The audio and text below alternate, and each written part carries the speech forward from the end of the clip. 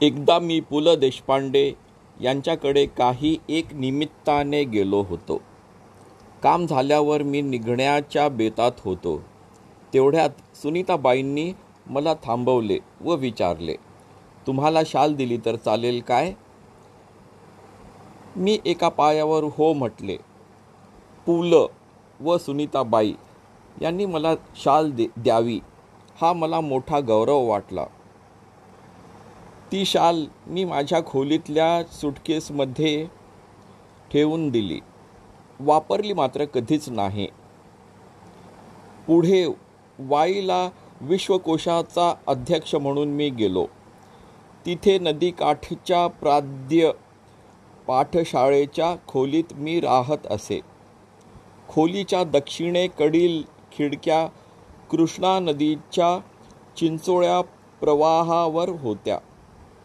थंडीच्या दिवसात एक बाई माझ्या खिडकीखालील घाटाच्या छोट्या तटावर तिचे छोटे मूल एका टोपलीत ठेवून मासे पकडण्याच्या उद्योगात होती. तिचे बाळ कडाक्याच्या थंडीने कुडकुडत रडत होते, पण आई तिकडे बघतही नव्हती. मला मात्र राहवले नाही. मी सुटकेसमधील पुलकित शाल काढली. 5-50 रुपयांच्या नोटा काढल्या व त्या बाईला हाक मारली. खिडकीतून ते सर्व खाली दिले आणि म्हटले, त्या बाळाला आधी शाळेत गुंडाळ आणि मग मासे मारत बैस. या घटनेची ऊब पुलकित शालीच्या उबेपेक्षा अधिक होती. कविवर्य नारायण सुर्वे खूप सभा संमेलने गाजवत. पुढे ते साहित्य संमेलनाचे अध्यक्षही झाले. परिणामतः त्यांच्या कार्यक्रमांना अहोरात्र भरतीच असे. प्रत्येक कार्यक्रमात सन्मानाची शाल व श्रीफळ त्यांना मिळत राही. एकदा ते मला म्हणाले, या शाली घेऊन मी आता शालीन बनू लागलो आहे. त्याच्या बोलण्यातील उपरोधिक खोच माझ्याच नव्हे तर कोणाच्याही सहजपणे लक्षात येणारी होती. शाल व शालीनता यांचा संबंध काय? खरे तर खरीखुरी शालीनता शाली विनाच शोभते. सुर्वे मुळातच शालीन.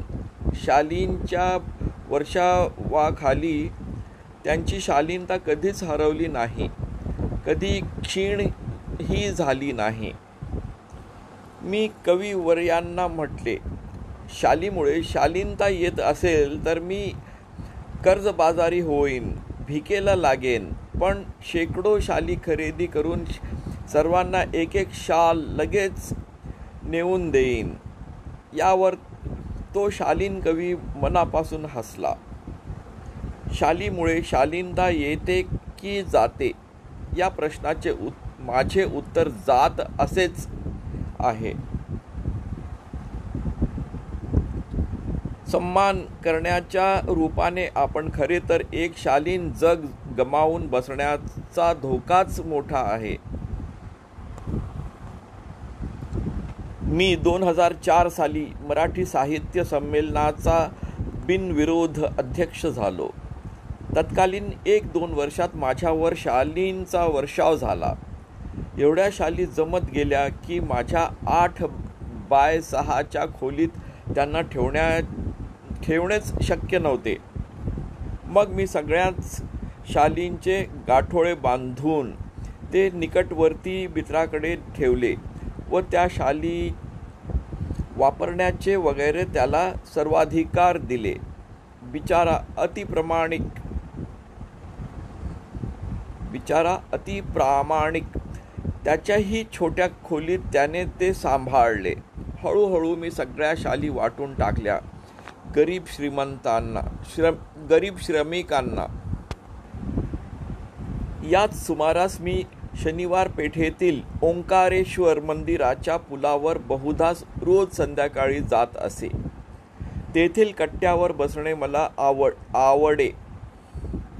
एक दिवस काय घडले, मी कडक थंडीच्या दिवसात एका म्हातारा अशक्त भिक्षेकरी कट्ट्याला लागूनच चिरगुटे टाकून व पांघरून कुडकुडत बसल्याचे मी पाहिले. दुसऱ्या दिवशी मी 2 शाली घेऊन ओंकारेश्वराच्या कट्ट्यावर आलो. तो म्हातारा होताच. त्याला 2 शाली दिल्या. त्याने थरथरत्या हातांनी मला नमस्कार केला. पुढे 4-5 दिवस मला काही कामांमुळे संध्याकाळी ओंकारेश्वराला जाण्यास उसंत लाभली नाही. त्यानंतर मी नेहमीप्रमाणे ये जा करत राहिलो. मग एकदम त्या भिकारी वृद्धाची आठवण आली. तो नेहमीच्या ठिकाणी नव्हताच. तेथील पुलावर चक्कर मारावी म्हणून मी उठलो व पुलावरून चालू लागलो. पुलाच्या जवळपास मध्यावर तो भिक्षेकरी म्हातारा दिसला. मी लगबगीने त्याच्याकडे गेलो. पाहतो तो काय, तीच चिरगुटे अंगाखाली व अंगावर, तेच कुडकुडणे, तेच दीनवाणे जिणे. मी म्हटले, बाबा, तुम्ही मला ओळखले? त्याने नकारार्थी मान हलवली. मग मीच म्हटले, बाबा, 5-6 दिवसापूर्वी मी तुम्हाला 2 शाली दिल्या होत्या, आठवते?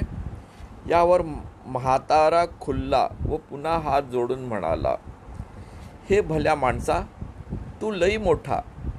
म्यासनी शाली दिल्या, पण बाबा, म्या भिकाऱ्याला शाली कशा शोभतील? त्या शोभेपेक्षा पोटाची आग लई वाईट. मी शाली इकल्या व 2-3 दिवस पोटभर जेवून घेतलं. बाबा, आमचं हे असलं बिकट जिणं, तुझं लई उपकार हायत बाबा. शालीची शोभा आणि ऊब व पोटाची आग आणि अन्नाची ऊब. भुकेल्यास अन्न द्यावे, तहानलेल्यास पाणी द्यावे, आणि हेही जमले नाही तर अभाग्यांना सन्मानाच्या शाली तरी द्याव्यात.